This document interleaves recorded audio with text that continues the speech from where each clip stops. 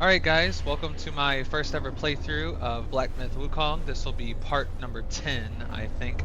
Last playthrough we finished off with making our way to the, what is it, the temple, what is this temple called? The New Thunderclap Temple. We made our way to the temple entrance finally. We had fought a few different bosses, one of them being, let's see, my bad. One of them being the non-able, who I like to call the One Punch Man. We fought him. He was a fun, interesting boss. After that, we fought... Who was it?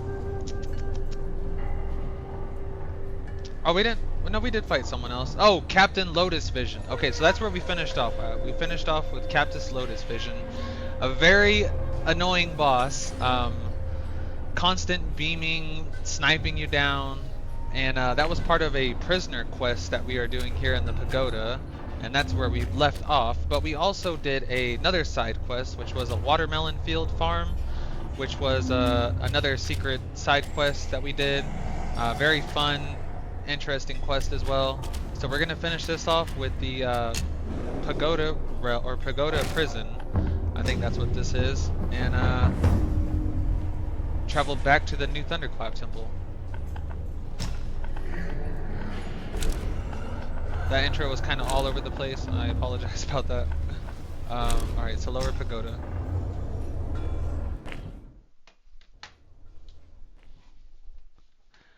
It'd be much better if I just like wrote down my intro or like tried to rehearse it, but a lot of the times I just kind of wing it and go into it. Sometimes I like to think it's decent. Most of the time it's probably not. Alright, so somewhere down here I think it's the lower pagoda. Is it in here? Is this it? We weren't able to open this before. We have to fight this guy? Oh, we do.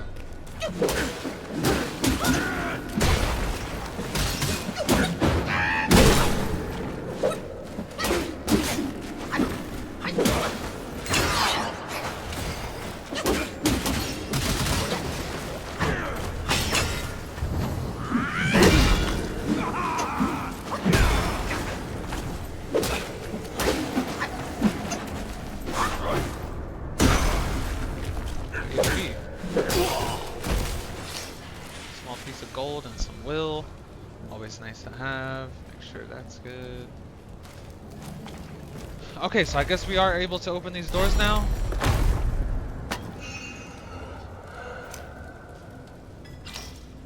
Refined iron sand and some will.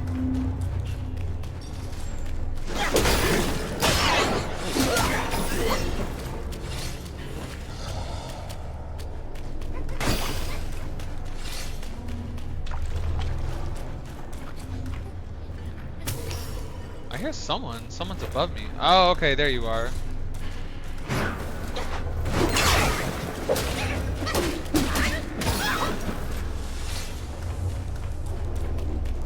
Okay, I don't know how to get up there. We can get up there.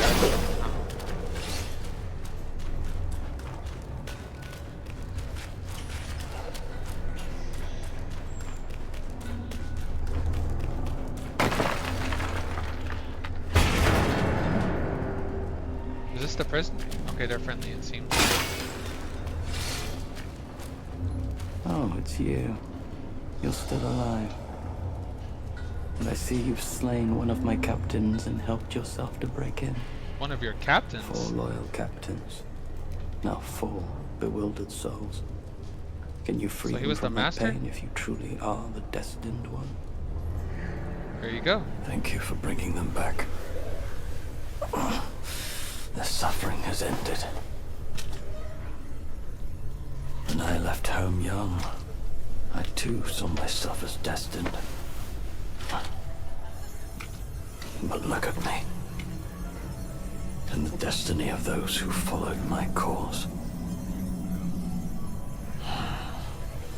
Take this. I don't need it anymore. It looks like a knife? Blade? Or not a blade. More like a knife. It's kind of small. Dagger? Now I can go home. Oh, material. Chubai spearhead. Who are you? I heard the great sage is dead.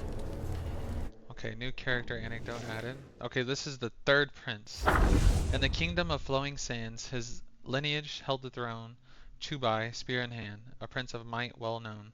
The third prince, renowned in the city of Pin, originally hailed from a distant land before becoming a disciple of Bodhisattva Guoshiwang. Bodhisattva Guoshiwang was famed for his ability to subdue Yaoguais. This was precisely the skill that the third prince sought to learn, as his homeland was plagued by rampant Yaoguais.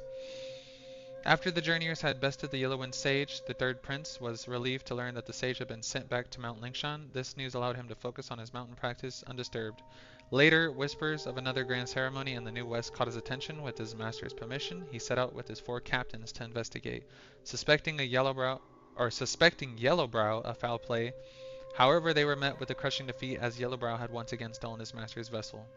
Master, we have suffered a resounding defeat. This is not the first encounter we've had with him, and yet here we stand, vanquished once more. Master, a beguiling spell had taken me. I had to wound myself to stay awake. Master, damn, that is like metal. I had to wound myself to stay awake? Master, be warned that old Guai now possesses an immense gilded form which turns aside blades and spears with ease. Exercise utmost caution. Master, the 4 captains must have been bewildered by some evil spells. Now they have bowed before YellowBrow and become his devotees. Master, my first captain debated with YellowBrow and was deluded. Now he sings beguiling chants in the dungeon to incite our surrender. Master, YellowBrow twisted off my second captain's head. Into pus and blood it turned. YellowBrow's evil craft then transformed the blood and pus into a lotus flower blooming at the temple gate. Master, the third captain threw his weapons at YellowBrow, and YellowBrow broke the captain's limbs and reattached them with those of others. Dude, that is like dark. Master, the 4th captain was struck by YellowBrow's spike-shaft cudgel. His body was pierced and eyes grew out at every hole. Master, it was my command that led the 4 captains to attack YellowBrow. I was wrong. It's all my fault. All my fault. The third prince, driven mad, having blinded himself and deafened his ears, muttered incessantly in the dungeon. Could his master truly hear his words spoken to the walls? Did he ever have a master? Or did he even have a master? Why had his master never come to save him? Yeah, my guy is like broken. What's the difference between life and death? For we live in such a troubled age. Who are you? I feel like there's no way I missed some things here.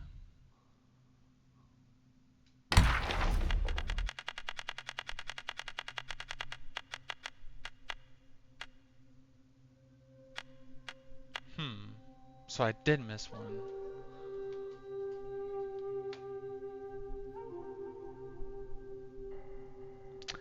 Well, if you decided to, Nadia, I would for sure stop by, for what it's worth. Okay, so let's see.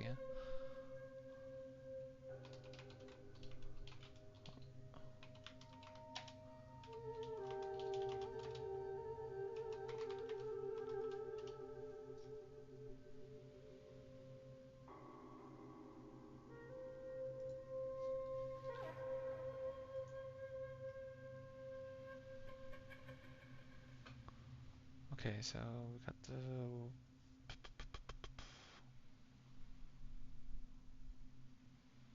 below.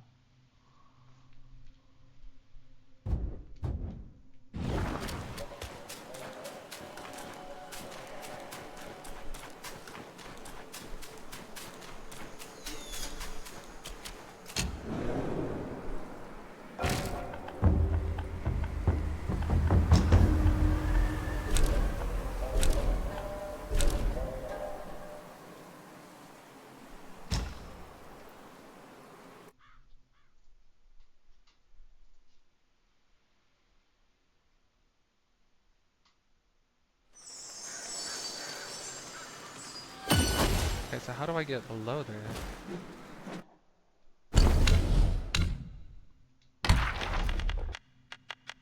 Trying to find some of the enemies I haven't seen so far. Okay, I had to use this. Okay.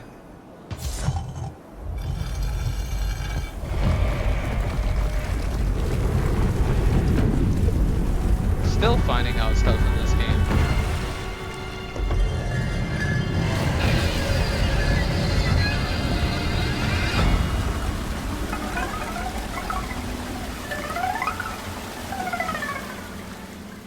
Wow.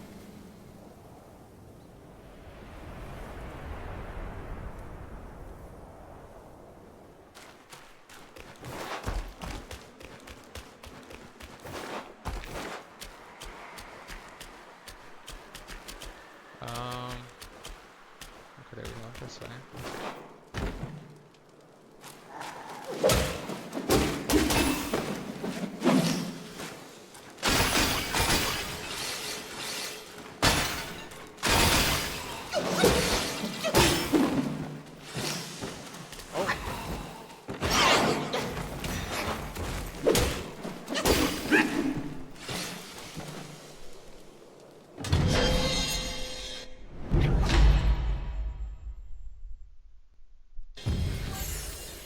See, look, I mean, we would have missed out on that. Didn't even know about that.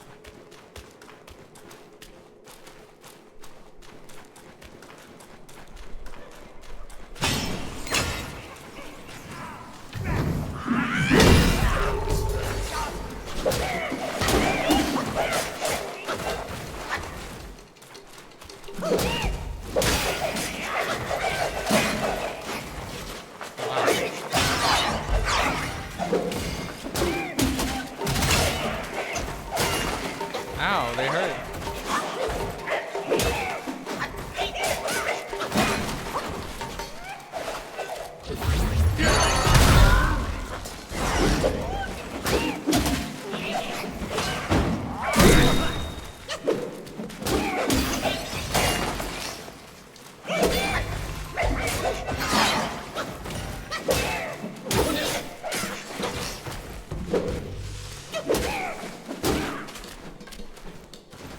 Come on, little buddy.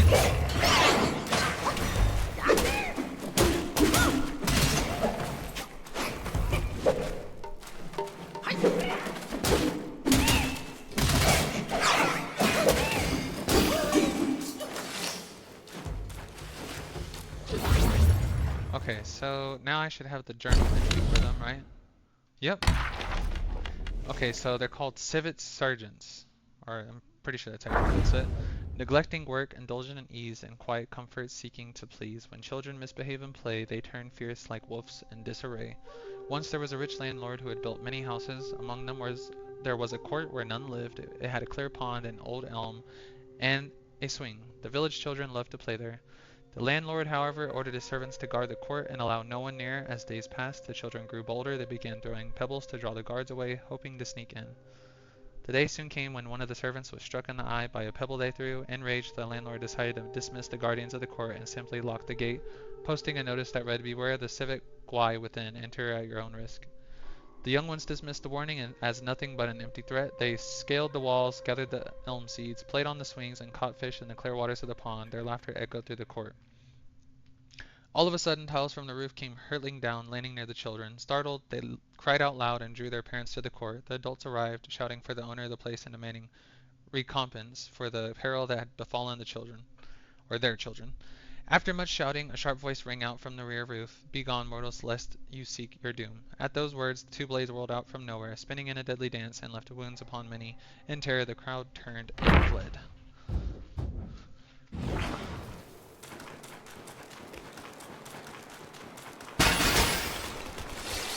Okay, so where does this lead to?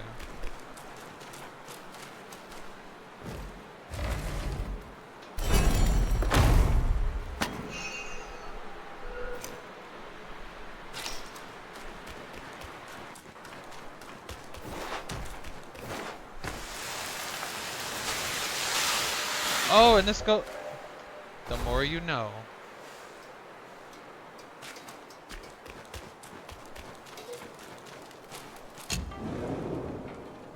Okay, so now I want to check out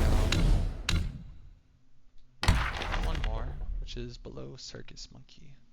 I want a word with your king. There he is. There's the Earthwolf.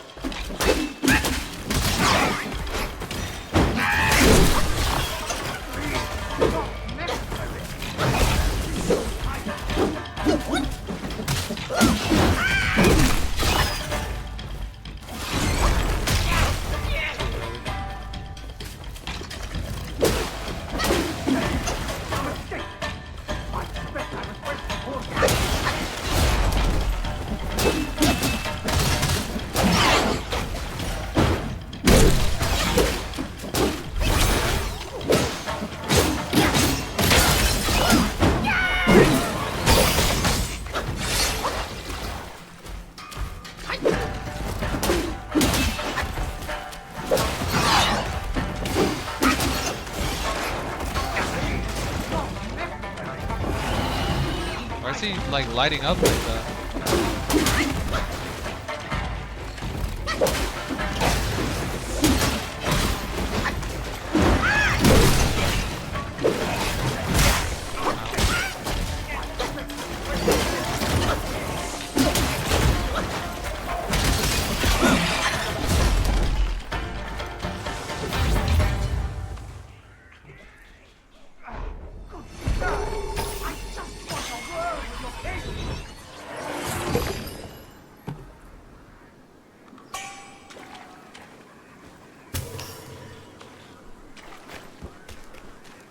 Please, this is not necessary. Who is over here? Please, untie me. What brought you here? Go. Fate binds us, sir. From the Black Wind Mountain Oh, to here, he was in the cave. meet again. Those rats. They tied me up on sight for no reason. Joking, they prepare me for their king's table. This place crawls with Yaoguais eager for a bite. But don't worry. They bite into me, they'll bite more than they can chew. This place is a jumble of rats and cats, all at each other's throats. Are we gonna The free him? Yellow Wind Sage keeps silent. How odd. Who would swear fealty to such a king? Let's make haste and go. Never linger at a peril such as this. Just leave. These rats are no match for me. So I he can does. make my own way out. He doesn't want to be free. You are a skinny one, but these rats aren't picky eaters. Flee. The quicker the better. Why do you not want I to be won't free? die here with... I won't die. Okay, well he doesn't want to be free. That's odd. I don't think I can get out this way.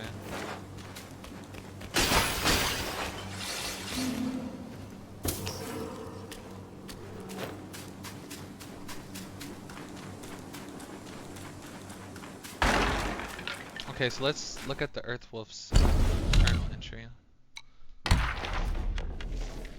So this is for the Earth Wolf. On moonless nights with winds that cry, the time for depths and vengeance nigh. In kind Yaoguais place your trust, but wicked souls defy you must.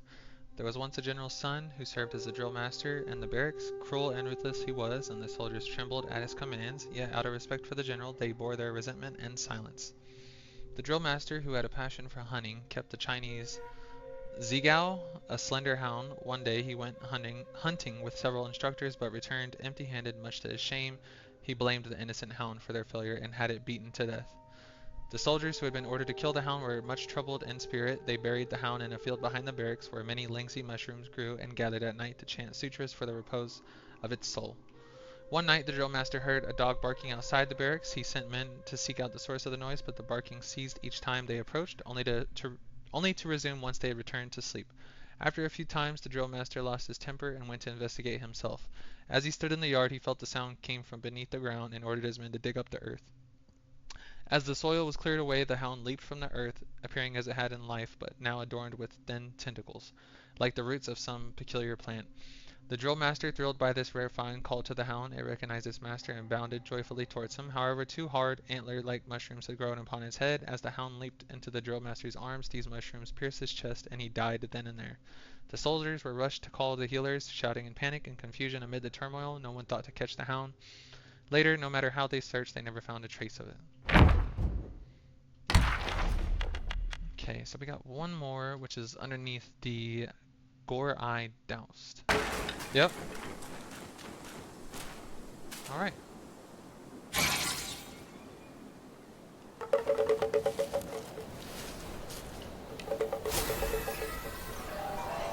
There's a spirit. Huh? How did you even know I was here? YouTube. Just part and I know of this place. Don't tell anyone. I can see the but skeleton. I have a friend in this row. He helped me with my coughing fit. It's Looking been so fly. long. I hope his wounds have healed too.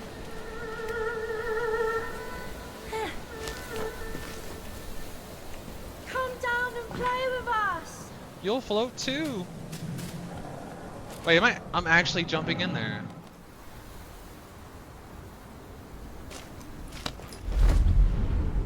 Wow.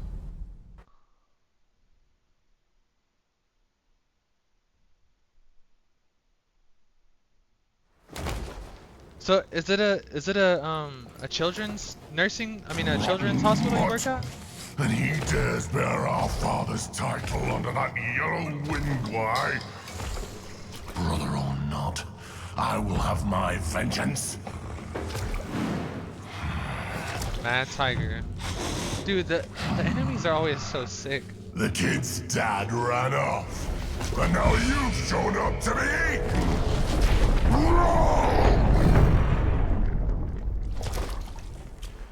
That's nice, Nadia. You're doing a good thing.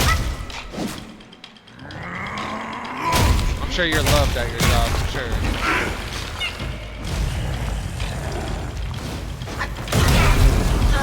Wow. What rat is he talking about? Is he talking about the one with the rat prince, his dad?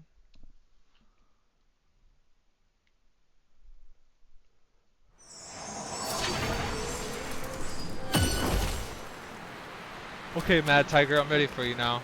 Wasn't expecting you to uppercut me and throw the biggest rock at me.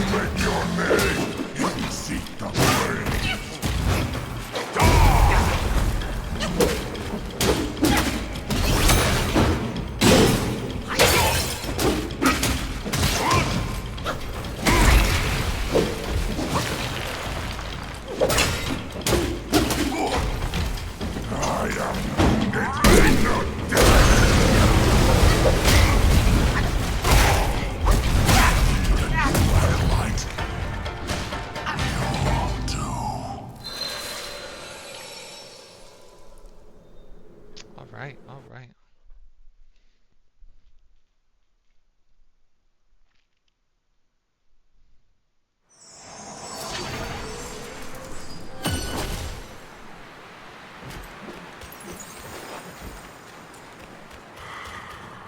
Fools come to me, caravan flee.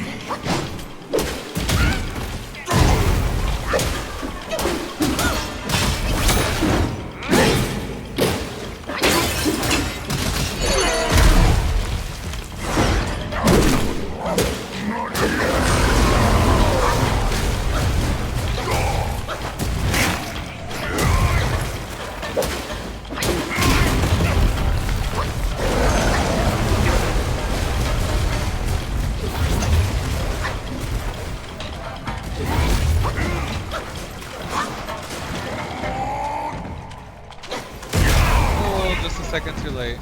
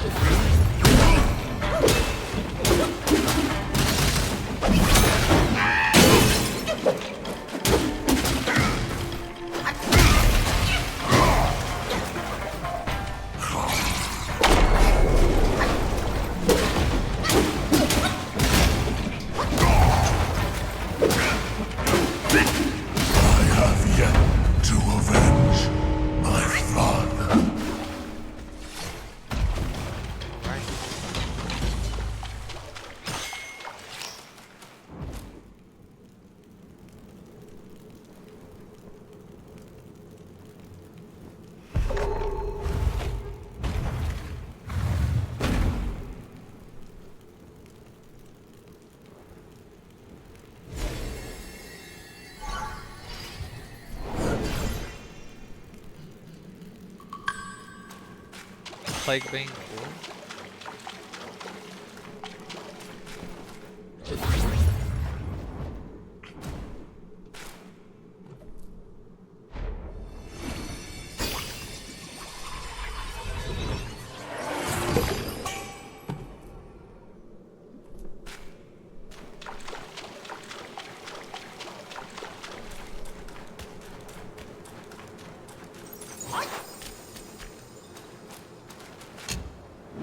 Wait, before I go any further,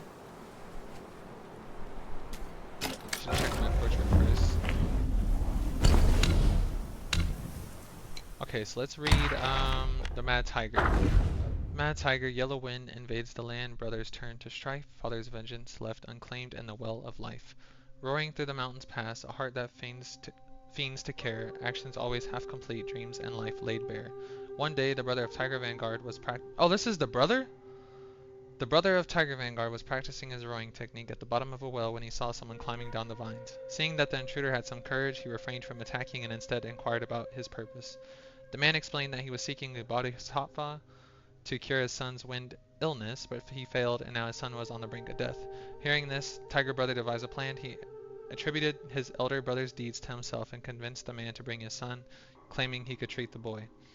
When they first met, the boy's face was pale, too weak to climb down the well by himself. The boy was carried by his father by tying him with a hemp rope to lower him safely into the well. Tiger Brother examined the boy and confirmed that his spirit had been disturbed by the samadhi wind. Without stopping the wind and sand, no one could cure him. Tiger Brother remembered that his brother had given him a magical gourd. Drinking from it could strengthen one's vitality, and he thought it might keep the boy alive, which we also got that gourd now. After the boy drank the water, Tiger Brother gave him. He indeed regained some energy and could speak. Despite his long illness, the boy was very polite. He thanked Tiger Brother for his help, praising him endlessly. In the boy's admiring gaze, Tiger Brother found a long-lost sense of satisfaction. He instructed the father and son to come daily to take a sip from the gourd, or the boy would relapse. After several visits, the boy's condition improved significantly. He could walk around and even play in the village, making many friends. Each time he came to drink from the gourd, he would call Tiger Brother Tiger God and share his new food, toys, and experiences. Despite his initial weariness of the father and son, Tiger Brother gave the boy his gourd when he observed that the man was sincere and honest. He instructed the boy to keep the gourd close. Heeding his words, the boy's health improved even more. Yet, abruptly, the father and son stopped visiting. Tiger Brother waited for several days, thinking they may have run off with the gourd. Determined to find out what happened, he went to the village. Upon entering the village, he saw blood everywhere. The villagers had been slaughtered. At the village entrance, there was a thin coffin, and inside lay the boy's body. He stole where the gourd Tiger Brother had given him around his neck. Judging by the wounds, it seemed he had been beaten to death with sticks. Tiger Brother carried the coffin back to the bottom of the well. He decided to wait until he was strong enough. One day he would stop that cursed wind and sand. Wow. He had a redemption. Okay, now there's two more, it looks like. This looks like a lost dragon fossil.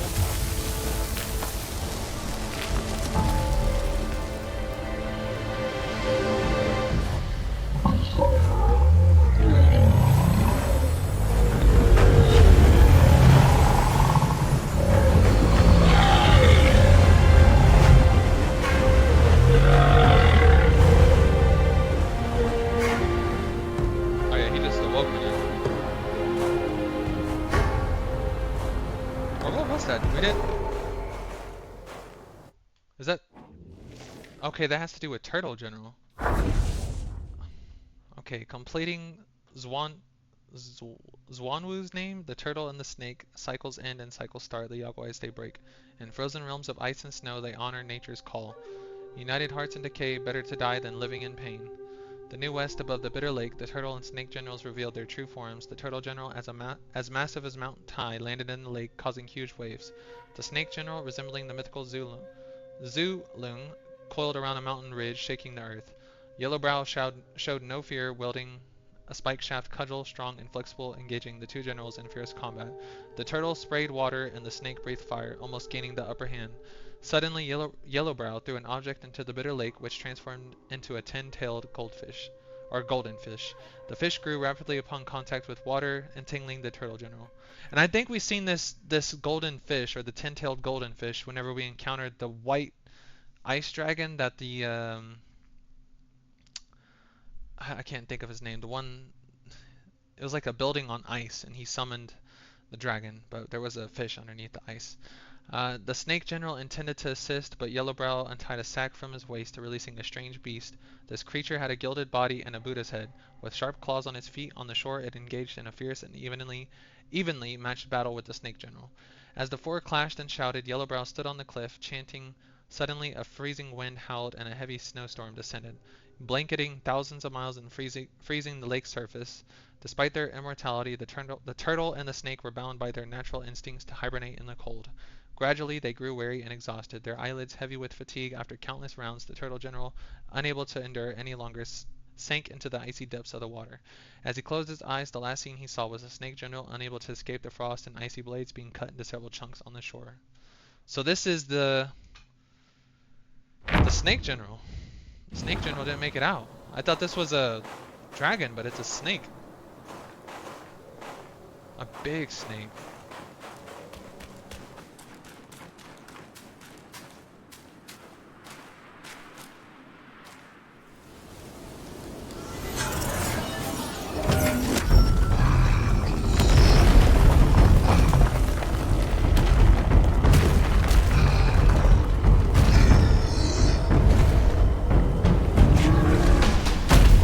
Completely missed this one, cheat. Shigandang?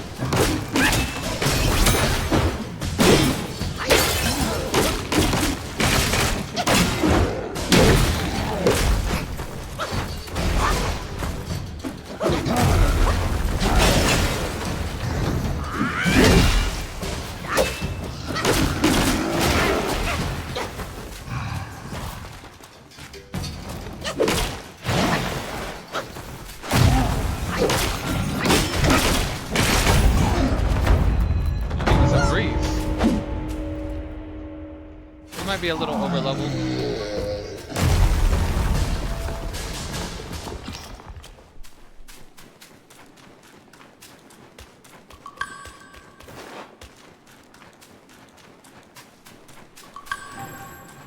Skandha a feeling.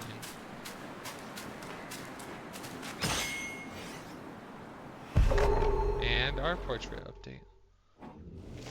So, Shigandang, or Shigandang, not sure how to pronounce it. In the sea of bitterness, harsh winds bring the tide. Only those favored can reach the other side. The fragrance of rain soil spreads far and wide, yet dustless is the realm where the Buddhas reside. Years ago, upon Yellowwind Ridge, several cliff stones drank deeply of the essence of sky and earth, basking in the energy of sun and moon. In time, they awakened, transforming into sentient stone guais. Among them, two through advanced cultivation were bestowed with the title of mountain deities. One day, for reasons unknown, several Buddha heads emerged from the ground on the ridge. These heads, complete with eyes, ears, mouths, noses, and even flexible muscles, were profoundly bizarre. Upon seeing any living creature, they would scream loudly, and if approached, they would swallow the creature whole. One stone guai, finding these Buddhist heads strange and dangerous, decided to eliminate them to protect the mountain's inhabitants. It rammed into one of the Buddhist heads, crushing it into a pulp. However, the flesh adhered to the stone guai's body and soon grew into a new stone Buddha head. From that moment on, the stone guai's temperament completely changed. It began to roam the mountain, searching for other Buddha heads, crushing them, and allowing them to grow on its back. As the number of Buddha heads on its body increased, so did its size. It no longer took nourishment from the universe, but instead fed on the mountain's living creatures to cultivate. The other stone guais could not defeat it. A single punch from it would not shatter them into pieces, destroying their souls. When the yellow-furred rat and his followers left the kingdom of flowing sands and passed through Yellowwind Ridge, they encountered the mountain deities, leading several stone guais to drive the infested stone guais away. The yellow-furred rat seemed to understand the nature of those Buddha heads as well. A strong sense of righteousness led him and his followers into battle. In a great victory, the yellow-furred rat not only destroyed the infested stone guai, but also eradicated all the flesh Buddha heads in the mountain. He extracted the essence from the Gwai and divided it between the two brave mountain deities. He also gouged out the eyeballs from the Buddha heads and placed them in the valley as a seal. The mountain's inhabitants greatly admired the Yellow Wind Gwai. Seeing that he could summon the wind, they named him the Yellow Wind Sage and revered him as their king, settling with him in Yellow Wind Ridge. Alright, so we're caught up on everything. We only missed one, which was like a bat, but we aren't able to, or it was a chief. Yeah, we weren't able to fight this chief right here in between these two. It was a bat right beside the general, or turtle general, but we progressed too far and aren't able to go back and get him.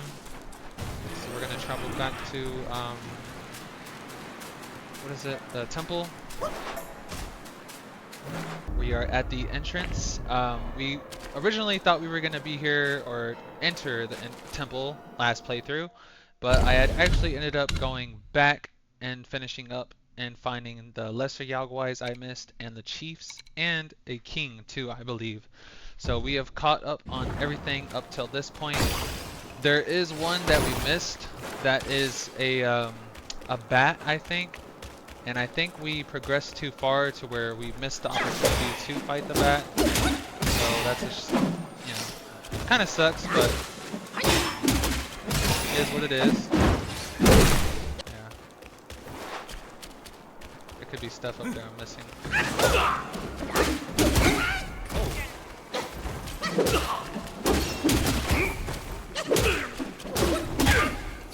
He kind of...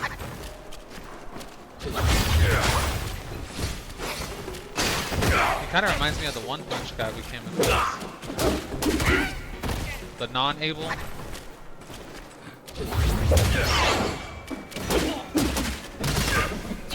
Wow.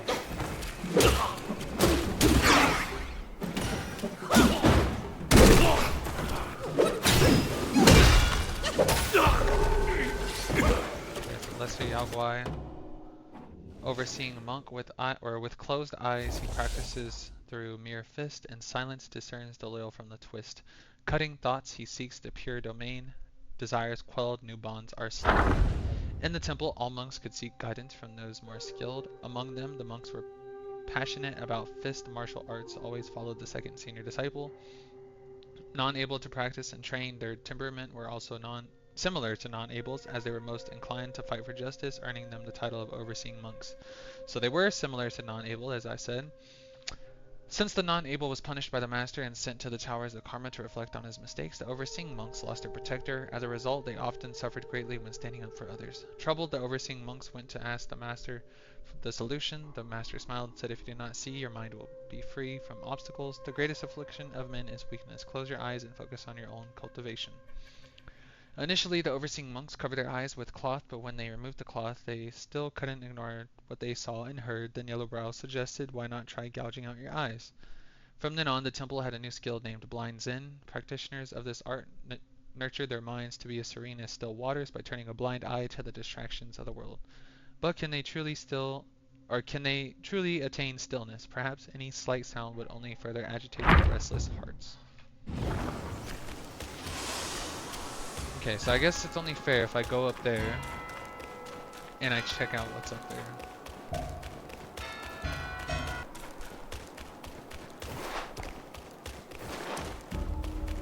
Kind of felt like Keemstar for a second. Oh, monk from the sea?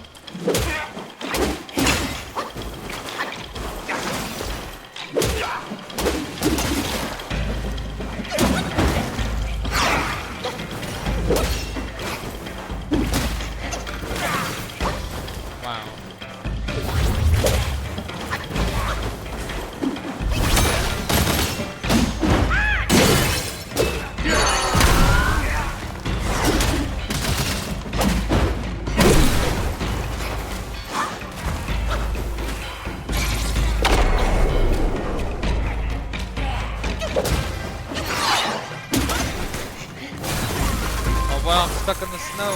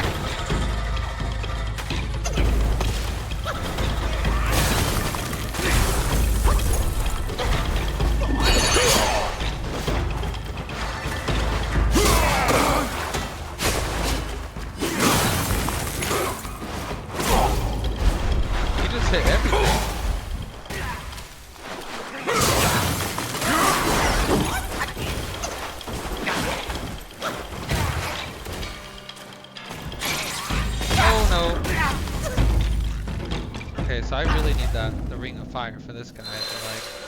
Because that fire, or the snow is just like very brutal.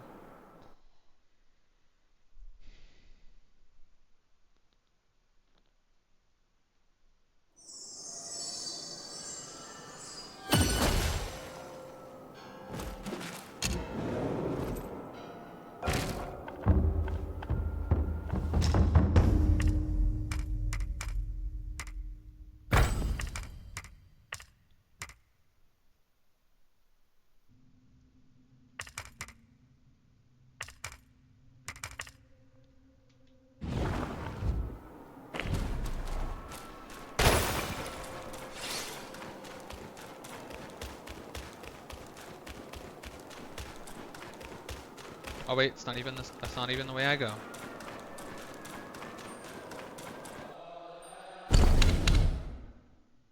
So if I want to upgrade the thing of fire.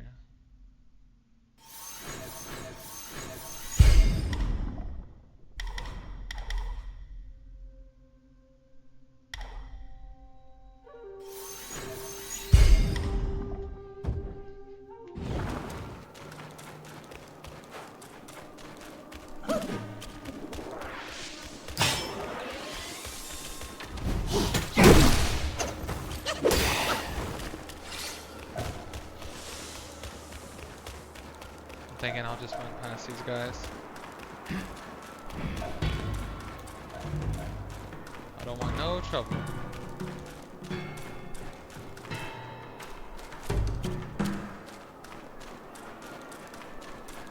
I only want trouble with one person.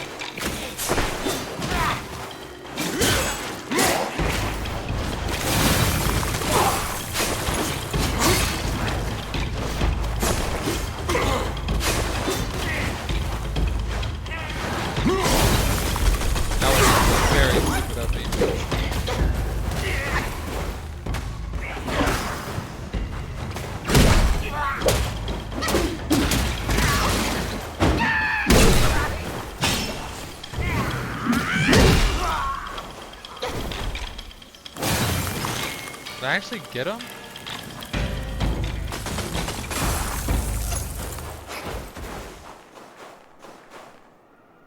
It didn't say he was defeated, so I'm kind of...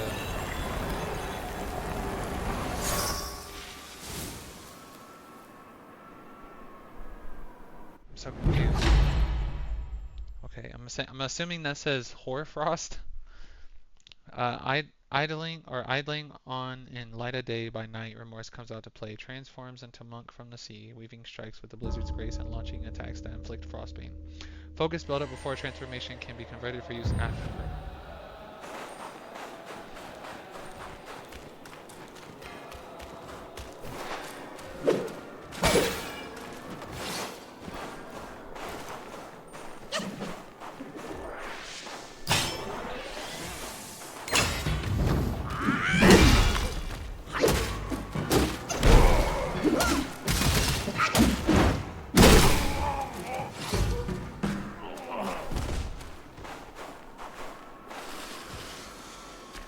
These guys are just minding their business. They're just punching a tree.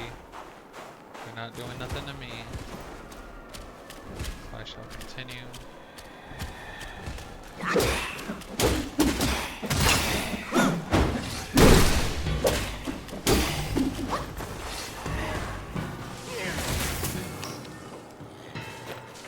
What was that?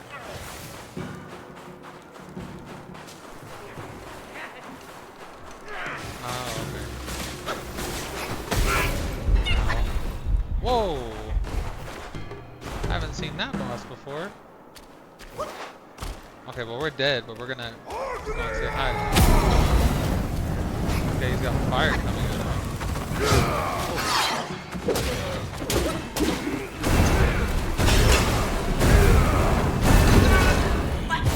Bro, he's got fire that comes out of his knees? That is crazy.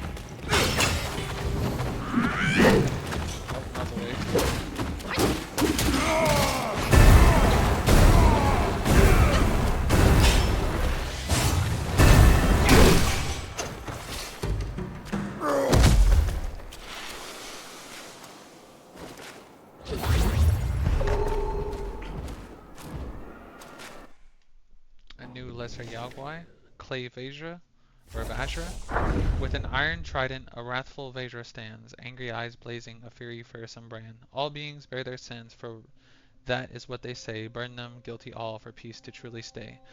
The Buddhist scriptures, the Buddhist scriptures describe the Vajra as a guardian warrior of the Buddha, tasked with upholding justice and eradicating sin. Since the Fat Monk and Yellow took back the new Thunderclap Temple, magnificent new pavilions and pagodas were built to hold gatherings of devotees and attract more believers. During one such gathering, two devotees met for the first time in the main hall. Upon seeing each other, they immediately felt a surge of suspicion and weariness. At the moment, the abbot had a statue of Vajra carried in. The statue stood on 4 legs, wielding a steel trident with a wrathful expression, but it had a peculiar hole in its chest. The abbot introduced the statue, explaining that it was newly crafted and imbued with a particular spirit power that could discern right from wrong. One of the devotees hurried to the Vajra and said, "May the Vajra eradicate all deceitful swindlers in the world and grant me justice." This man was known for being gullible and often fell victim to ruses? Yeah, it's gotta be ruses. Yet he never dared to seek retribution. The other devotee quickly followed, saying, "May the Vajra eradicate those who gain unfair advantages and then complain incessantly." granting me peace. This man was a dishonest merchant who frequently sold substandard goods and was often persecuted and cursed by his customers. Hearing each other's wishes, the two began to argue fiercely in front of the statue. The Vadra's eyes suddenly moved, and with a swift motion of its trident, it killed both men. Flames then erupted from its 4 legs, incinerating their bodies completely. News of this event spread quickly, shocking the folks around the temple. Some accused the abbot of using sorcery to deceive people, while others praised his profound Buddhist wisdom and extraordinary powers. Regardless, no one dared to disrespect him. I wouldn't either. Okay, so Monk from the Sea. He was the one with the... Okay, yeah, this is the one we had trouble with. Nice. Bitter Lake's expanse, no end in sight. The Ferry of Enlightenment he sought day and night. Low means may tempt, but yield no gain. True greatness takes flight in honor's domain. Years ago, YellowBrow crossed the Bitter Lake on a towered ferry. Upon disembarking, he discovered some strange fish clinging to the ship's hull.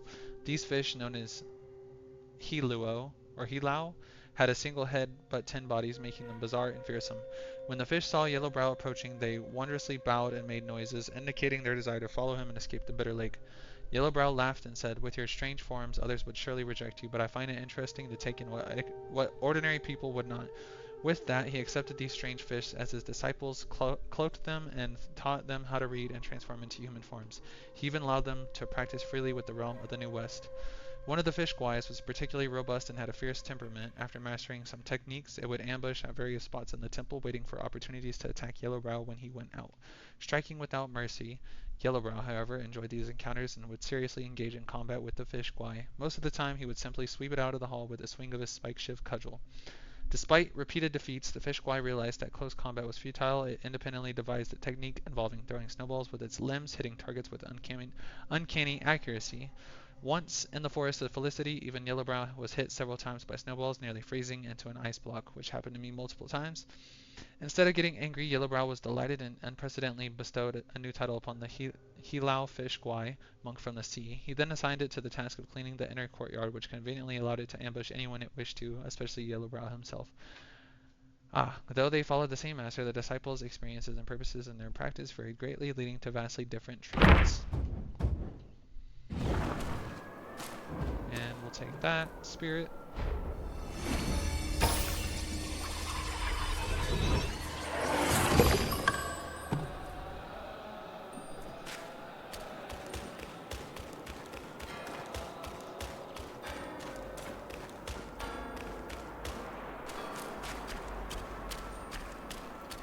Of course it's 2 big boys. Do I have to fight them now?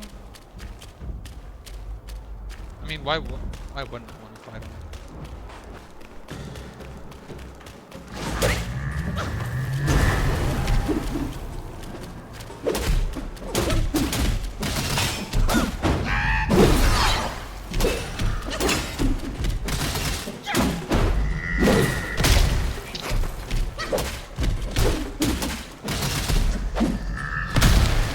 Bro, I'm just so terrible.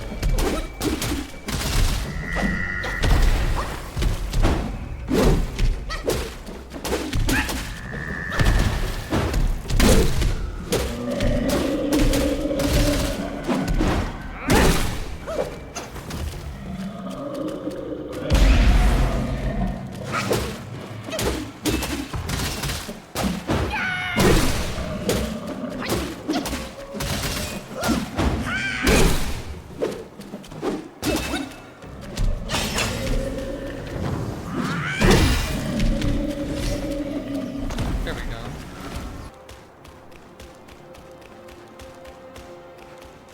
Alright, here we go.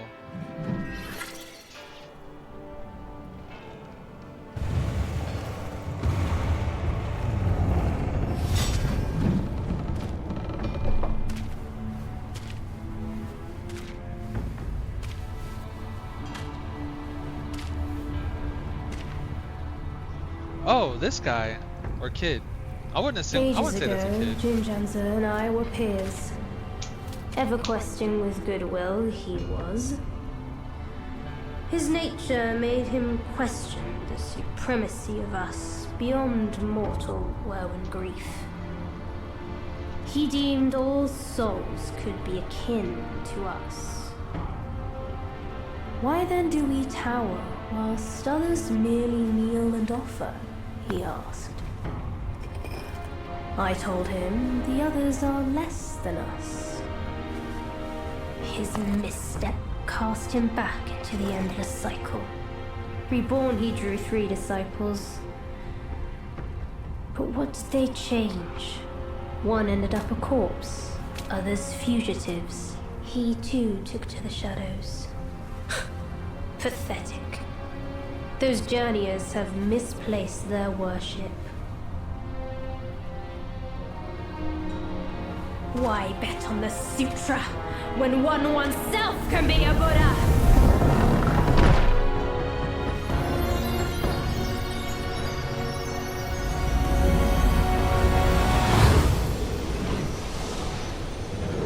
Kneel before the Buddha of the future. Oh, this is YellowBrow.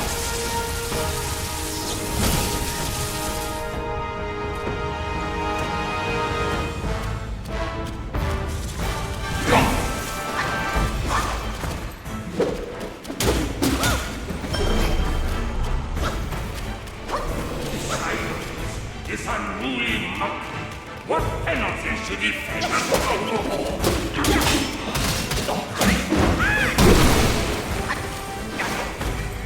Looks like an AoE bomb. Oh wow. There's a wave instead. The pilgrim himself has come to my teaching.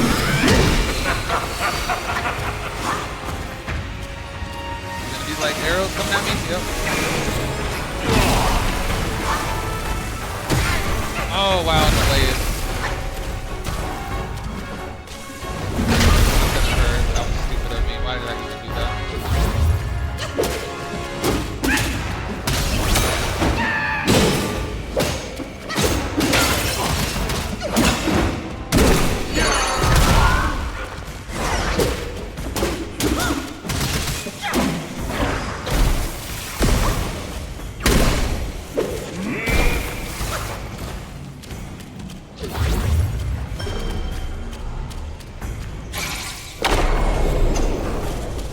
I shall meet you in combat, devoid of any relics, to see who prefers.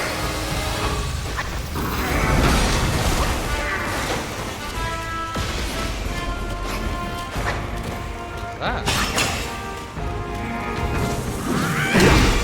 Profanity, deceit, Oh wow. greed, malice. They fill the world, all Back up, back up.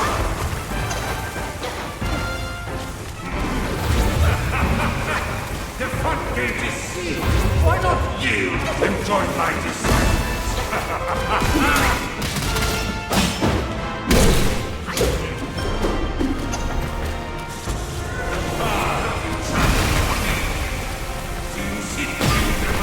Too late. I knew it was coming.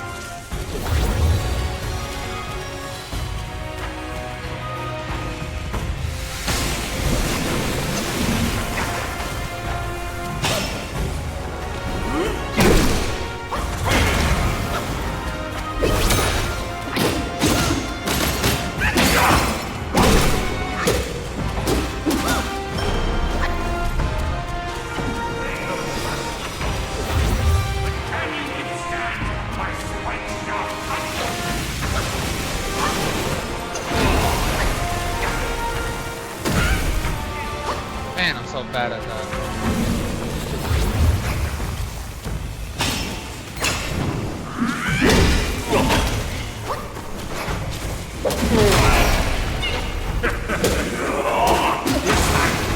The pilgrim himself has come.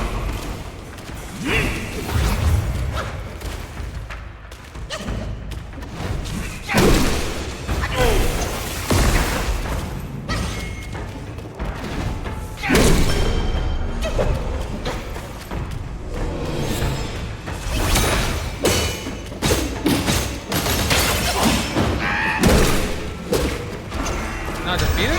There's 2 fate. No way.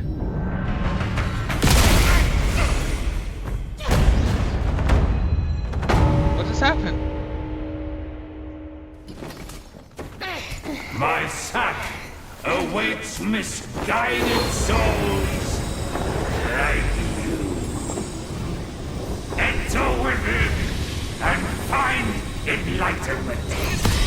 do it. We all float here. Float too.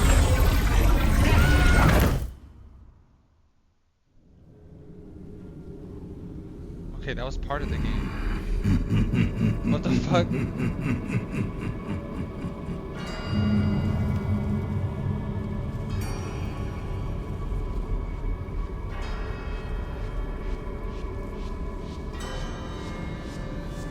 Oh, that's him looking into the bag. Who else is in here?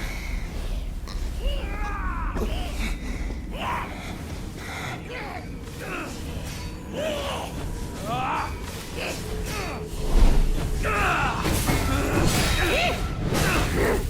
that's our friend.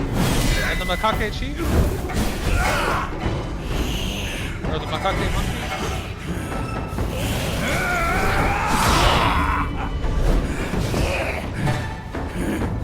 Take my ring. Idiot! That trickster called you too!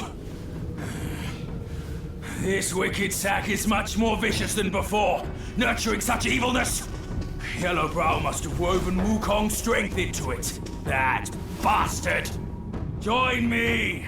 Let's fight our way out.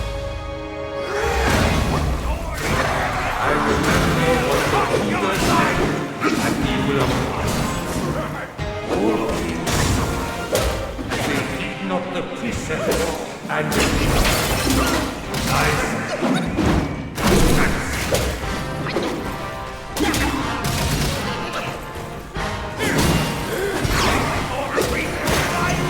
thou shalt kill, lest instant. Thou shalt snatch a fair blade in a fair net. Thou shalt be dust before all gods return into dust.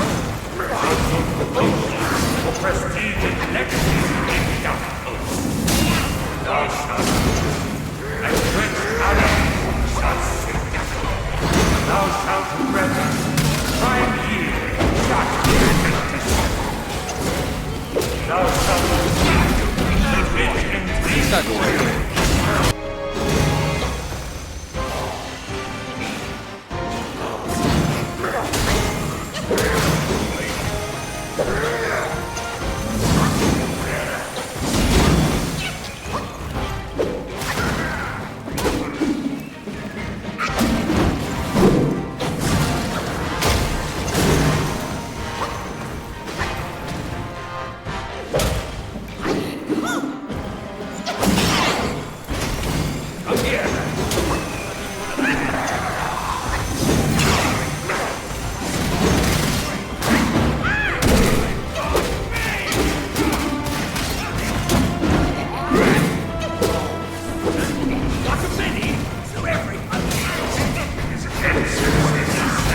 has made him my disciple.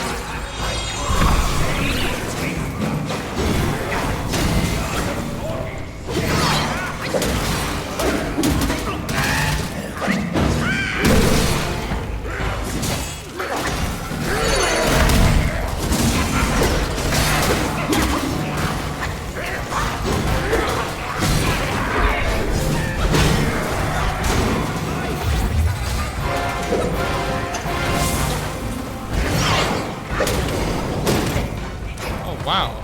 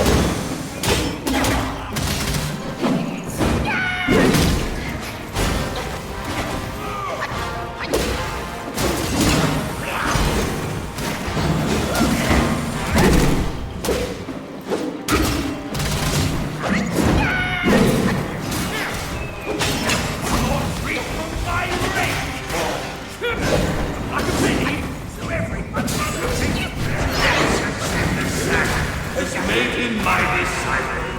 I will teach thee. The art of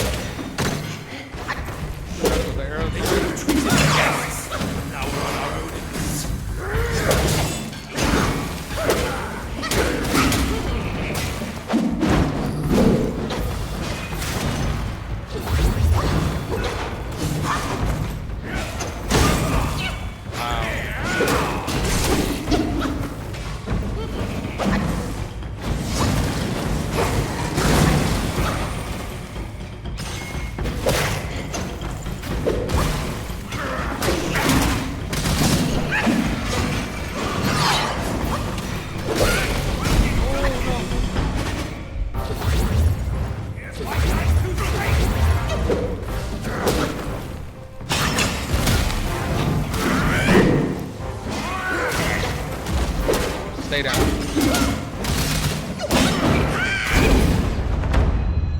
So annoying. So annoying.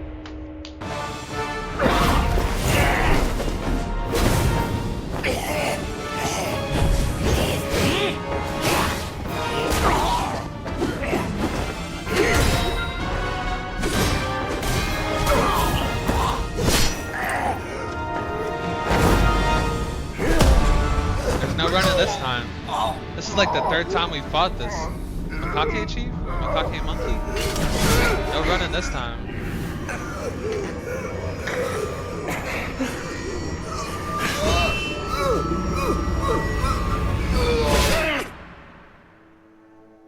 Good shit.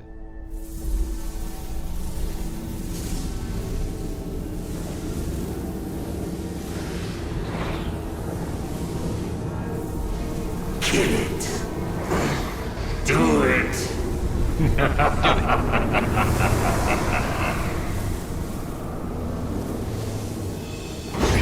Yes.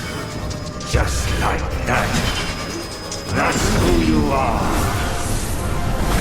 Keep your wits, boy. Don't get swayed.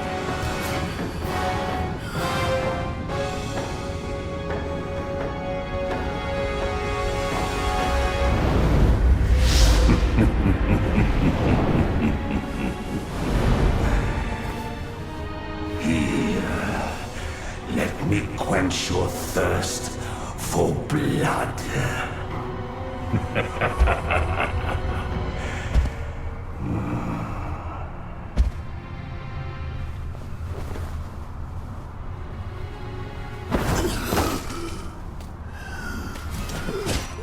This is wild.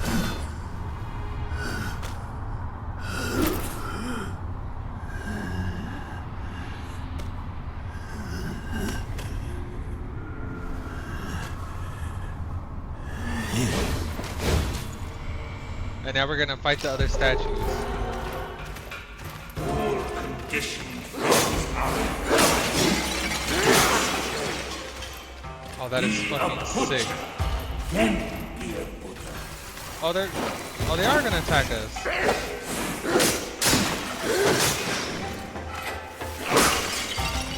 I didn't think they was gonna fight. Bro, this is fucking sick.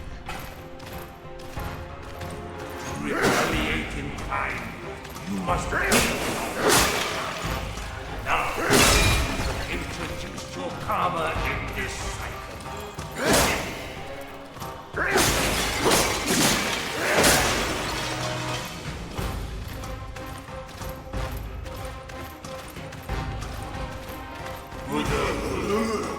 Enlightenment.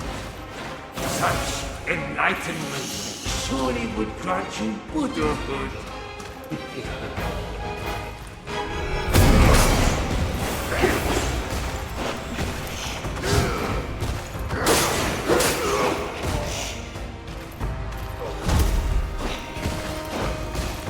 Oh, bro, that's a lot of them. 3,000 years. More revere by them. They are all yours to have your fill of.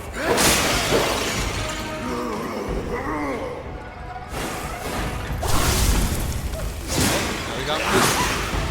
Just a ball. I feel like one of those bats from The Wizard of Oz in the castle.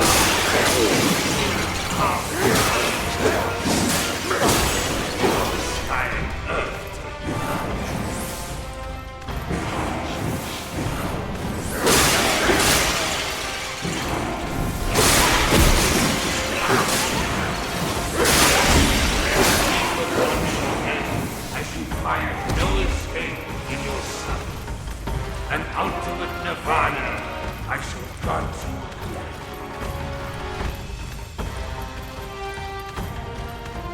I didn't know if I was going the right way for a second.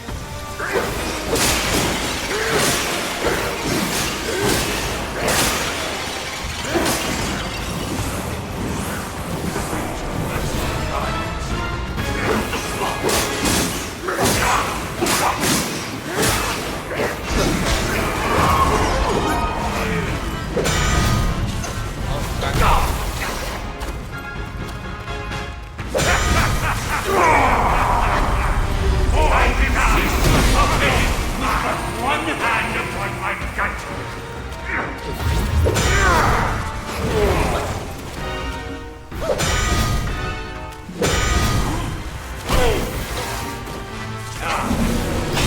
Receive me through sight and sound.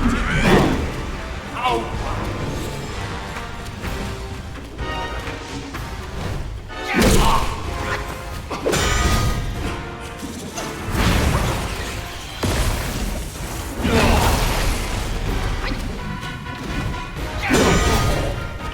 Get him out of there.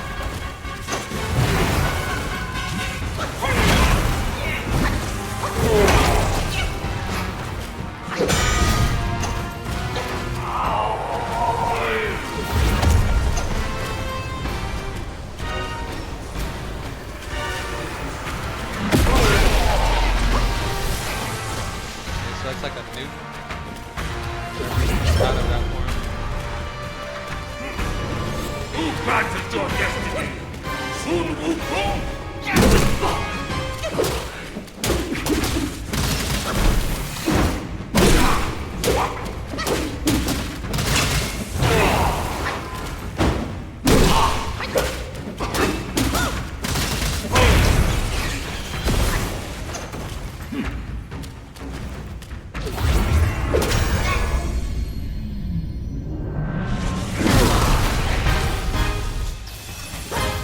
Thou shalt revere, or thou wilt never see shit.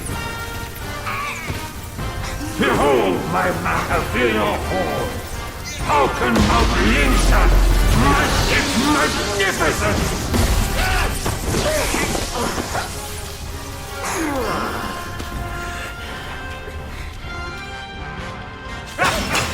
I shall meet you in combat, devoid of any who prefers.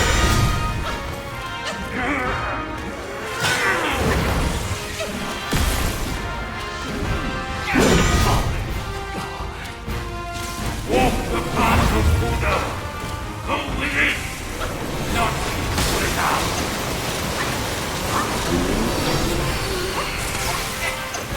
No, get out of that.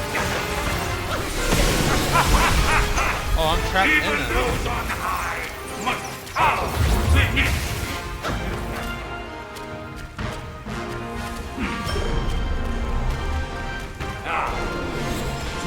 perceive me through sight and sound together. Outline. Your death is below my...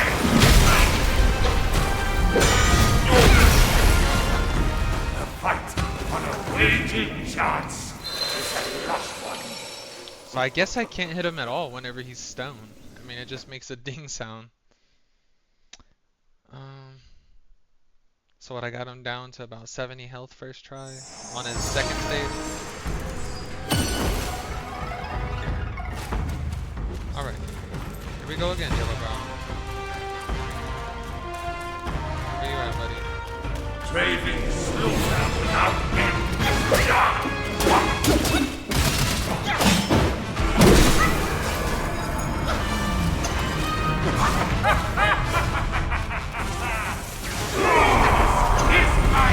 I can seize your tunnel with but one hand upon my gut. No one dies before I go. Wow, that lasts a long time.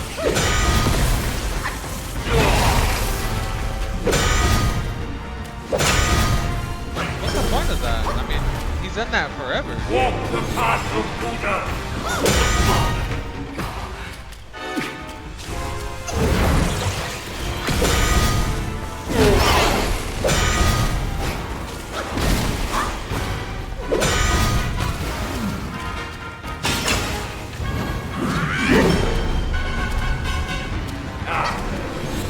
Perceive me through sight and sound.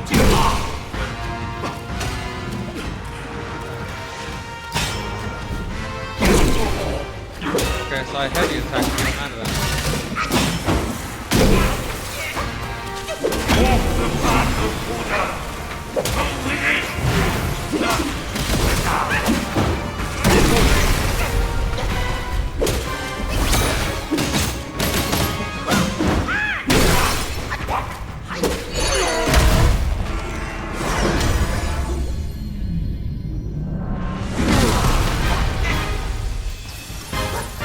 Thou shalt no fear. Even to them. Seek the land of the dead. There is only abyss. And your abyss is me.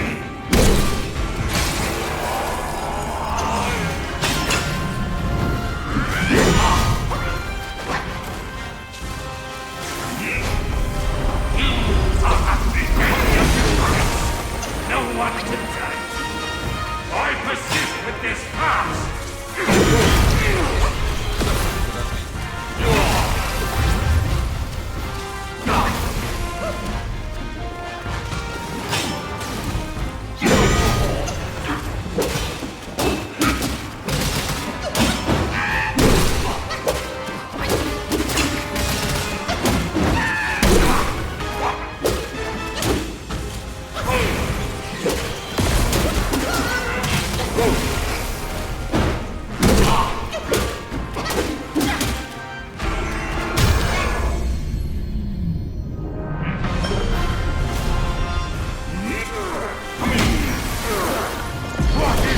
About my seeds is how an athlete makes all who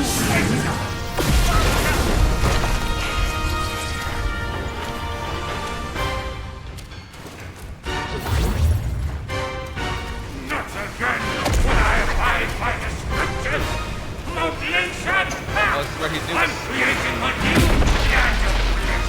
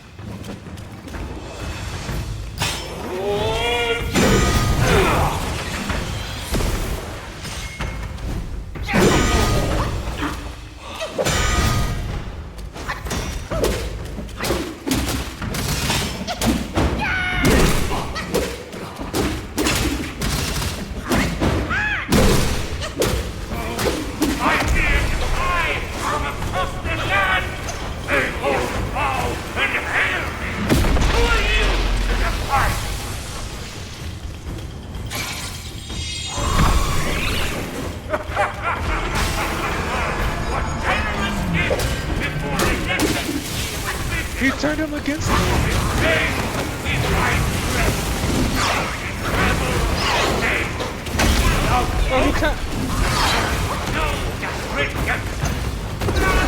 Bro, he turned him against me.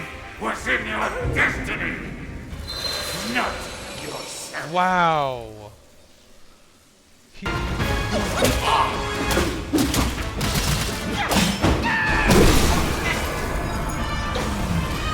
Already turning purple. I will meet you in combat, devoid of any games, to see who prefers.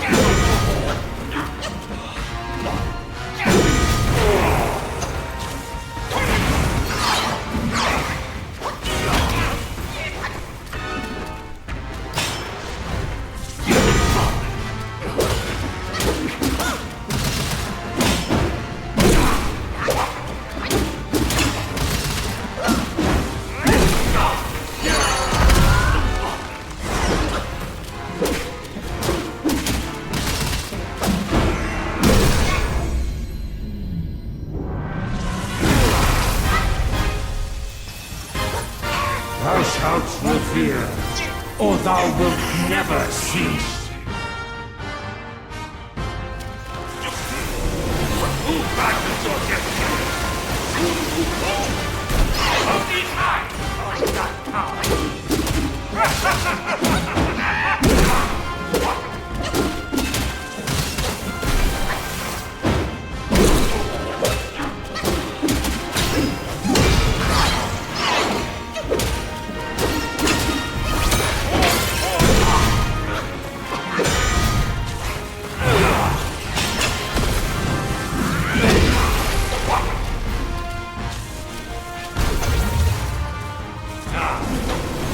Receive me, sight and sound together. How wise!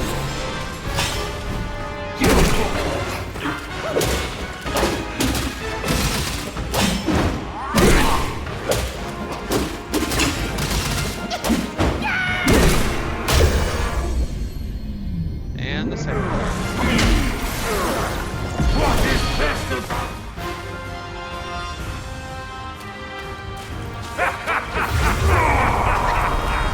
Oh, I can cease to fulfill with but one hand upon my title.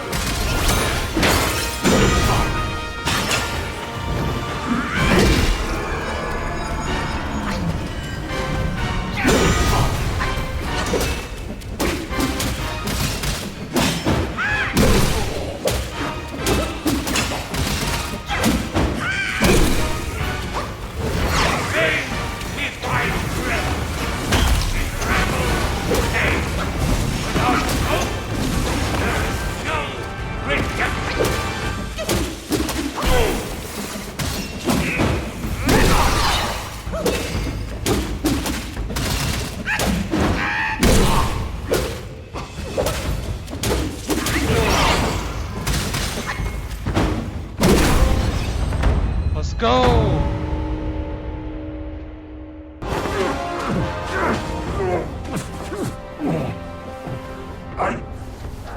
I saw how this would end for you long ago.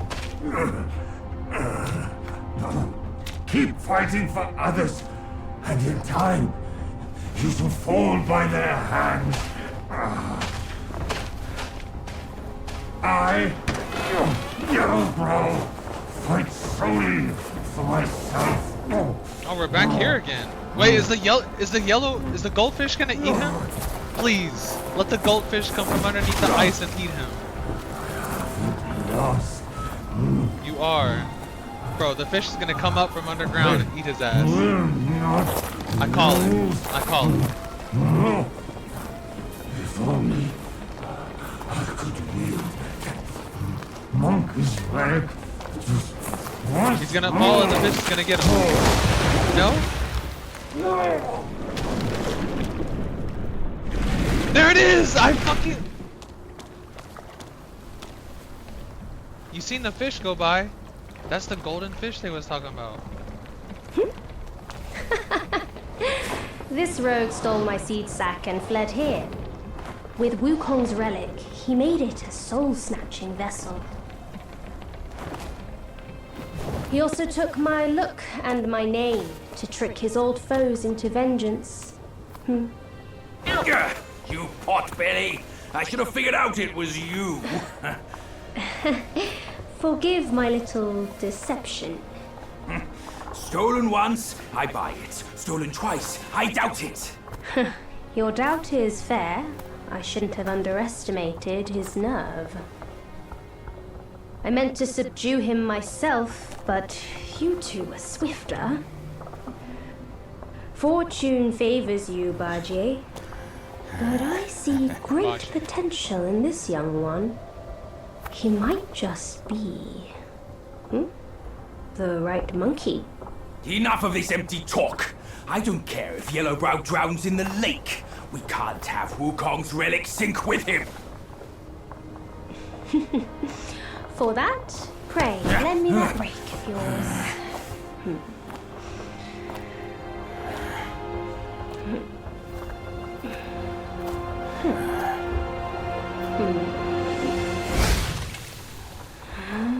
You turn it into a fishing pole?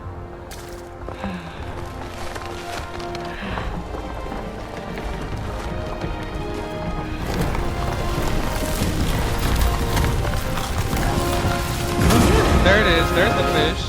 Wait, it's a fish, but it's like a fish dragon? 10-tailed goldfish?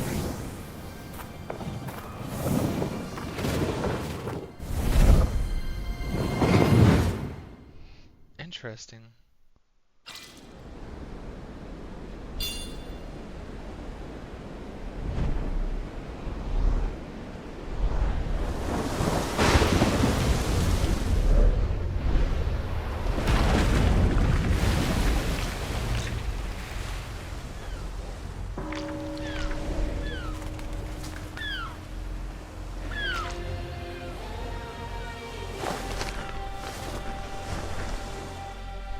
There he is, YellowBrow.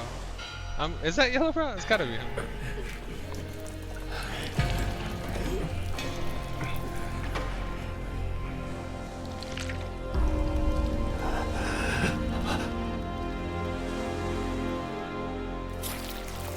Yeah.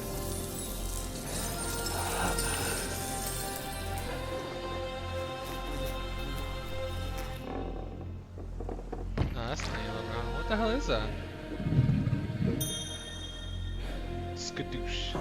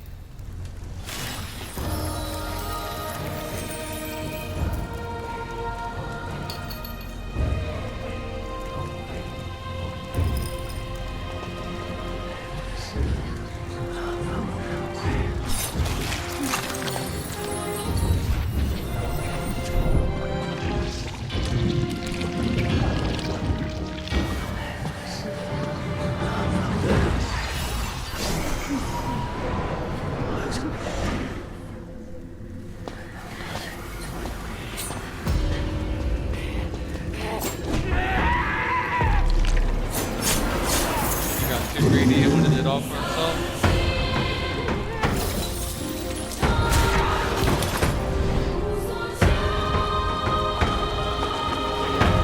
Oh no, I forgot everyone else doing the same. Wow.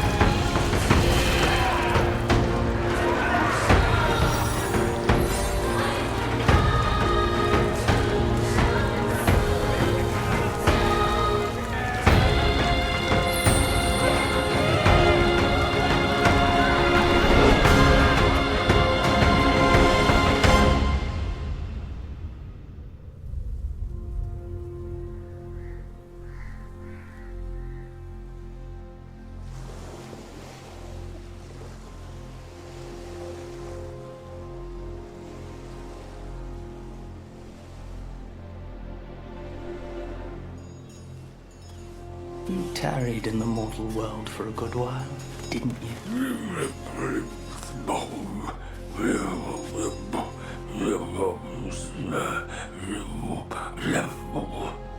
Speak clearly.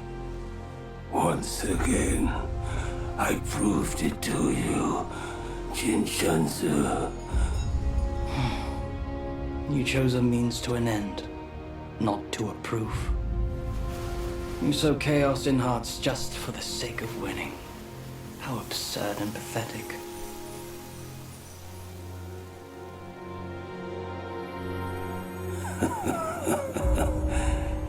If not for winning, why debate over means and ends? Chapter 3, White Snow, Ice Cold. Concluded. That stone monkey merely named himself a sage, yet this altar boy dared to found his own faith and proclaim himself Buddha. Your faith is firm and will unwavering. You resisted his lures. All those who were high and mighty found their minds lost and their faith stained. But was it truly because of their devotion to YellowBrow? As you braved ice and snow, did the stench of shattered ego reach your nose?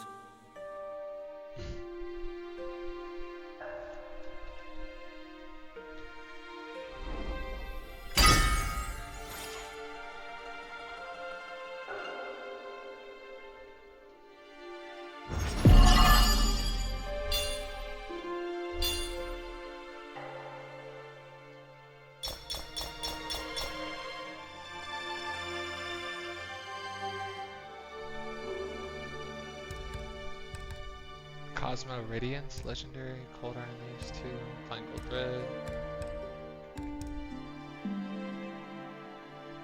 Well, anyway, let's go to the next chapter.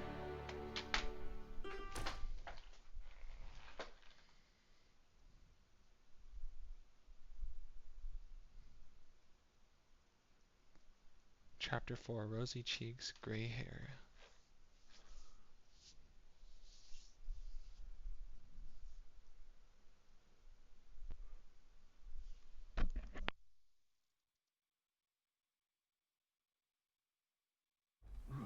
My friend, it's not good. God, my ass. My bones are cracking from lugging this load. Step it up. I gotta catch that feast on time. Hear me out. They say that hag has her quirky ways. Each season she'd wed a mate, then devour him. Once our lady brought her a wedding gift. A mirror. The past echo. Which? The past echo. The lady often speaks of it with regrets. I wonder why. Let me finish, will you?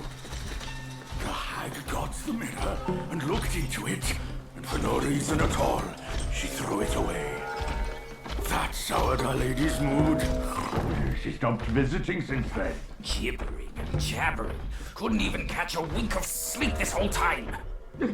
What? Who's in there? How dare you spoil the gift from her?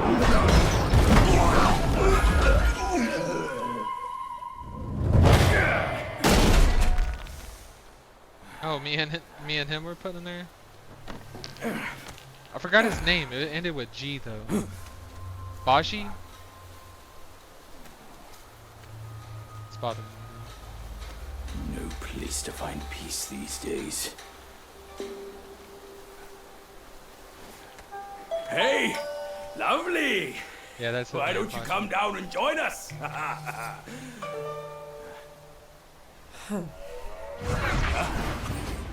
Leaving so soon? Why the shyness?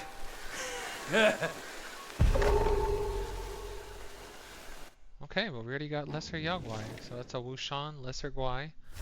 Gaping mouth, round belly, born incomplete, bulky form, craving and chasing tasty treats. Greedy for flavors, it longs for delight, wagging its tongue, it speaks in spite. One spring, the webbed ridge hosted a grand banquet to mark the blossoming of the flowers. The young Gwai from Mount Washan, having presented the gifts, saw the ladies chatting and laughing at the feast and decided to join the other Gwais in the cave for drinks and merriment. A few cups in, the guys began to jest with each other. A pig Gwai remarked, "I'd rather live in this rich hollow of yours with banquets for every season and festival. Back in our place, the lady is too strict to allow any fun." A proud insect Gwai responded, "Our ladies in the cave often host banquets to keep the mistress company. We may not compare to the halls of the celestial court, but our second lady has some businesses in the mortal world, so we're not short on silver. It's tough though. If she didn't find ways to bring in money, we wouldn't have made it this far." Another pigwai added, "Beautiful and elegant are all your ladies. I wonder which celestial mountain is fortunate enough to be where they might start their new families." The insect Gwai laughed. "Our ladies can't leave this place. The businesses outside are managed by carefully chosen people, since we only take bridegrooms who marry into the family. The talented ones don't want to come, and the ladies don't fancy those who do. Look over there, those four scorpions. Their family is in decline, and their descendants are unworthy. Only one is somewhat acceptable, but not one of our ladies would marry him. Whoever gets unlucky will marry him on a fateful day, so they say." "For the scorpion?" The Gwais laughed heartily, enjoying themselves, when suddenly there was a shout. "Oh no, the ladies are quarreling." A painting pigwai in charge ran over, shouting, the mistress in the cave has lost her mind. She got into a fight with Our Lady over a few words from a maid, and even smashed the very gift that was brought." The Gwais were all startled. The clever ones quickly wrapped some food in lotus leaves and handed it to the pigwais as an apology. "Next time we'll make sure there's no misunderstanding. Sorry for spoiling the fun." All right, all right." The pigwais took the food and hurriedly followed the steward out, asking what exactly happened. "Who knows? It's all too odd. Every time we come here, there's commotion. I've heard their mistress is always quite muddle-headed." So I think we got all the lesser Gwais caught up. We got all of them. So we're on track. Let's read up on our chiefs that we missed out on. So, Makake Chief. Once chief among the ranks, his countenance dark in crimson silk pants, a striking mark. With icy blows he mocks their plight, a jesting with his foes left in a fright. The Makake chief knelt with his back hunched, folding his dark wings before the golden Buddha statue at the feet of YellowBrow. YellowBrow raised his hand, pinching the feathers, and said, "Such crude methods, the one who dared to use them on you monkeys was truly ignorant of the ways of the world." With that, he waved his spine-shaped cudgel, and specks of will poured over the Makake chief, shining like the galaxy. The black wings trembled and retracted back into the monkey's body. The Makake chief was stunned and reached to touch his back, overjoyed. YellowBrow laughed heartily. "You were a chief under Sun Wukong. Now that he is dead, you need not to wonder anymore. I am rebuilding the new Thunderclap Temple to save all from suffering. Why not stay there, or stay here?" Seeing the Makake chief hesitate, YellowBrow continued, "I know you have endured much hardship. To rank among the high, one must first toil among the low. You have already been low and toiled. Now join me, and my teachlings will elevate you among the highest." The Makake chief scratched his head, seeming tempted. YellowBrow added, "In this world, the weak are often oppressed, while the strong act with impunity. The suffering you endured was ultimately due to the lack of power. Think about it. If you had the abilities of that monkey who wreaked such havoc in the Celestial Palace, it would have been others who would have suffered." Recalling the bitterness and hardships of the past years, the Makake chief couldn't help but shed tears. He quickly prostrated himself at the feet of the monk, kowtowing repeatedly. YellowBrow laughed heartily, unfastened the sack at his waist, and placed the Makake chief inside. "Very well, I will teach you now," he said. And it didn't go that way. He just got stuck and placed in there. Okay, so we already looked at Shiganding. Don't know how you pronounce that. Here's YellowBrow. Really cool boss, by the way. "Indulging in desires, I am carefree, no fears, no sorrows, just pure glee, and land of bliss at the 8 precepts. I laugh with delight, and here nature blooms, a tower of light." In the west, on the peak of Mount Lingshan, two men sat facing each other. Clouds billowed, and the air crackled with tension. The young monk looked up at the sky, then pressed his palms together and bowed to another monk with brows yellow. "Our masters are all here, brother. Are you ready?" The yellow-brown monk smiled and returned the bow. "I have been ready for some time." The Alambana assembly, held once every 500 years, had come to the stage of debate for graduating disciples. The young monk raised a hand, signaling his brother to ask the first question. Tell me, brother," said the yellow-brow monk, "what is the meaning of life?" "To seek truth," replied the young monk. "And what is that?" "The way all things move, the primary law of the universe." The yellow-brow monk said nothing, but brought out a flower, its petals first drooping, gradually unfurled in glorious bloom. Gazing at the flower, he said, "Observe it. By following its nature, it undergoes such wondrous changes." He then gently sniffed the flower and said, "Every flower that blooms releases a unique fragrance. This is the essence of its life, bursting forth its own propagation." He let go, and the flower drifted away. To feel such a moment to the fullest, that is bliss. The young monk shook his head. A moment's pleasure leads to an eternity of pain. One will be trapped in the cycle, never at peace. The YellowBrow monk said, "On my recent journey down the mountain, I saw parents who, driven by hunger, exchanged their children for food. I saw dissolute sons of wealthy families who, consumed by lust, brought ruin to moral order." The young monk frowned, looking at his senior brother. The YellowBrow monk continued, "I saw learned scholars who, craving glory, suppressed the dissents. I saw great generals who, thirsting for gain, massacred entire clans."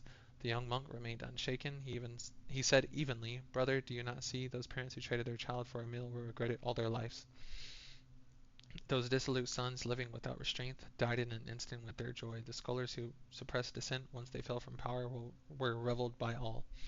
The generals who loved slaughter, they could never rest easy, undone by their own sins." The YellowBrow monk retorted, "Nonsense." The young monk was slightly taken aback. "Nonsense? Their struggle, their joy, their determination, and their pleasure, their endless cycle of sorrow and ecstasy never ceased and never sated," said the YellowBrow monk. "And this is the very source of the boundless vitality across the three realms. How, then, should it not be the true meaning of all life? And those who set themselves up as false idols, given time, their pretensions are always unmasked. They become a joke in nursery rhymes and a laughing stock in the pages of history.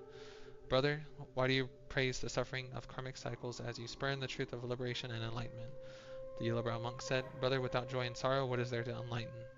The young monk said, "Where lies enlightenment? It is but suffering, plain and clear." The YellowBrow monk bellowed, "In pain one finds revel, and in revel pain. Without both there is no redemption." On to characters. So we got the Keeper of the New West. Oh, it's this. Who is this? Is this the one? The fish I was thinking about? Or am I tripping? The Keeper of the New West. Divining fate, he plays his part, and worldly guise a cunning art. He laughs at fools who seek their fate, for luck and doom the heart dictates. The celestial court often favored guise of plants and trees in the selection of keepers. The Keeper of the New West, however, was renowned for its being a feathered deity of wind. This keeper, unlike others, cared not for tending the soil or sowing seeds. Instead, he had a unique penchant for divination, though he hailed from the west. Chanting sutras was not his calling. His true talent lay in the ancient art of yarrow stalk divination, where he skillfully foretold fortunes and misfortunes. The New West was flanked by the Thorn Ridge to the east and the Seven Periled Mountains to the west, both treacherous places scarcely visited by travelers. Guarding this area, the keeper compelled every passerby to have their fortune told. Under the guise of interpreting the divination, he would set up intricate traps. Travelers eager to avoid misfortune would unknowingly fall into the keeper's schemes. One day a traveler passed through, and the keeper, as usual, insisted on reading his fortune. The reading revealed a bad omen. Terrified, the traveler begged the keeper for a solution. The keeper, feigning mystery, claimed to have a secret method to turn misfortune into fortune, but it required a hefty payment. Desperate in believing him, the traveler handed over all his money. The keeper then directed him to a narrow, winding path, instructing him to proceed quickly. Following the keeper's advice, the traveler safely crossed the ridge and the mountain. Observing this, the keeper laughed and said, "The art of divination lies not in the omens, but in the heart.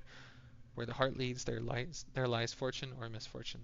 The tale spread, leaving everyone amazed. From then on, those who passed through felt fortunate enough to have their fortunes told by the keeper. And that is everything so far, so I think we are caught up on that. And on that note, let me grab this right here. It activates the save. And right there, that is a good note to end it on, leading into Chapter 4. Thank you guys for watching. I'm going to catch you on the next playthrough.